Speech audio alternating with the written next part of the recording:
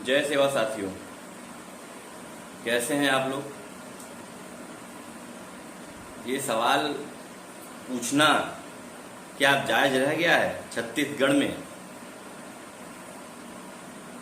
भूपेश सरकार छत्तीसगढ़ की जनता के साथ जो अन्याय कर रही है उसका करारा जवाब इस बार जनता उन्हें चुनाव में देने जा रही है।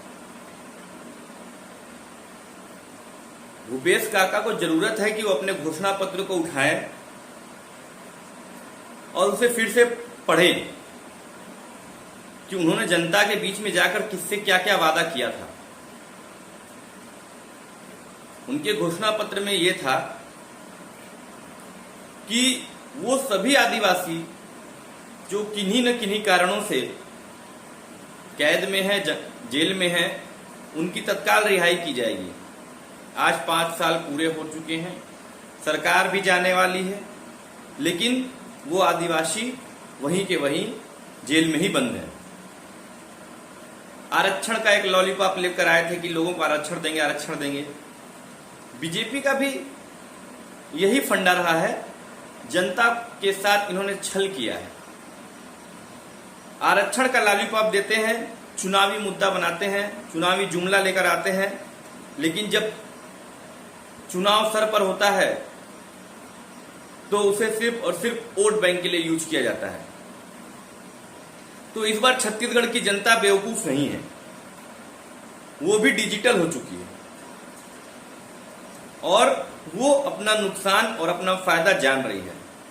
उन्होंने इस बार भूपेश को मौका दिया था और सिर्फ यह सोच कर दिया था कि 15 साल 20 साल से रमन सिंह की सरकार छत्तीसगढ़ में है, तो एक बार चलो हम कांग्रेस को भी मौका देकर देखते हैं, हो सकता है ये परिवर्तन करेंगे। आज छत्तीसगढ़ में जितनी खनिज संपदा है, जितनी जल जंगल जमीन है,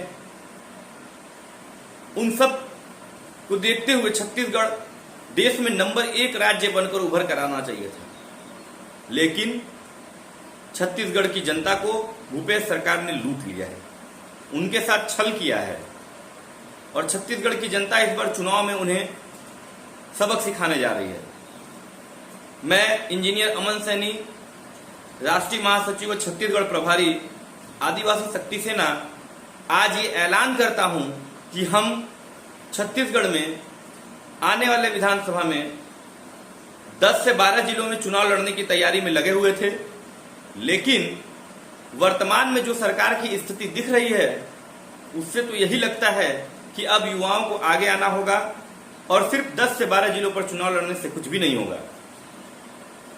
तो हमारी राष्ट्रीय कमेटी, प्रदेश कमेटी छत्तीसगढ़ और वहां के जिला कमेटी सबने मिलकर यह निश्चित किया है कि हम छत्तीसगढ़ चुनाव में कम से कम 40 से 45 विधानसभा सीटों पर मजबूती के साथ चुनाव लड़ेंगे और छत्तीसगढ़ में या तो कांग्रेस हो या तो बीजेपी हो, कोई भी बिना हमारे समर्थन के सरकार नहीं बना पाएगा, क्योंकि छत्तीसगढ़ के युवा हमारे साथ हैं, छत्तीसगढ़ के बुजुर्ग हमें समझ रहे हैं। वो भूपेश की चालाकियों से अपने आप को निकालना चाहते हैं। वो जानते हैं कि अब चुनावी पार्टियां, केंद्रीय पार्टियां बड़े बड़े लॉलीपॉप लेकर आ रही हैं, लेकिन चुनाव खत्म होने के बाद, 5 साल पूरे होने के बाद उनकी जो जमीनी मुद्दे हैं, उनके जो घर के मुद्दे हैं, उसको पूरा नहीं कर रही है। चाहे छत्तीसगढ़ में खनिज संपदा का निर्यात हो, चाहे आदिवासियों की, बेगुनाह आदिवासियों की रिहाई को लेकर स्थिति हो, चाहे आरक्षण की स्थिति हो, हर मुद्दे पर प्रदेश की कांग्रेस सरकार पूरी तरह से विफल रही है। यहां तक कि अगर गौ सेवा का जो योजना भूपेश सरकार लेकर आए हैं, अगर उसकी जांच करा दी जाए तो करोड़ों अरबों के स्कैम खुलकर सामने आ जाएंगे।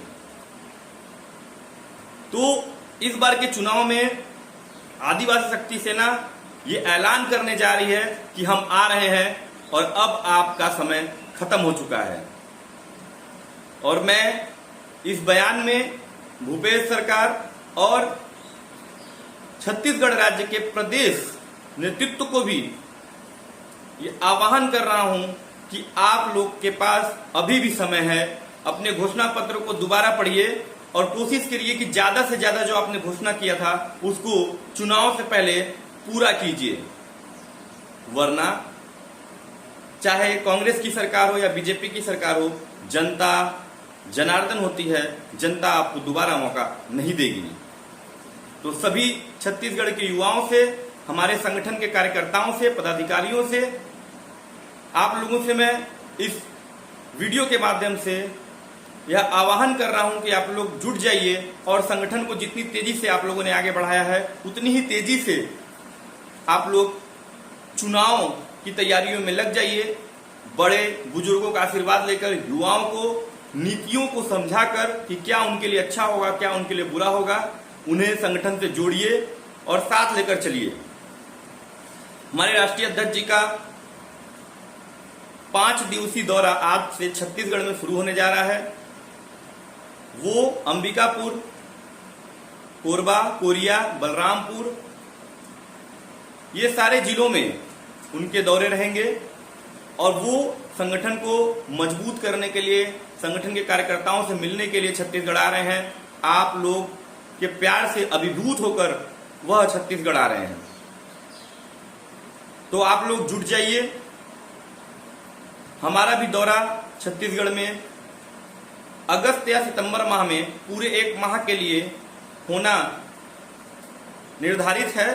प्रदेश कमेटी और राष्ट्रीय कमेटी के साथ मीटिंग करने के बाद एक आधिकारिक घोषणा इसकी कर दी जाएगी। आप सभी लोग अपना ख्याल रखिए और संगठन को पूरी मजबूती के साथ आगे बढ़ाइए। जय भीम, जय संविधान, नमो बुद्धाय, बिरसा मुंडा अमर रहें, रानी दुर्गावती अमर रहें। जय सेवा, जय जोहार।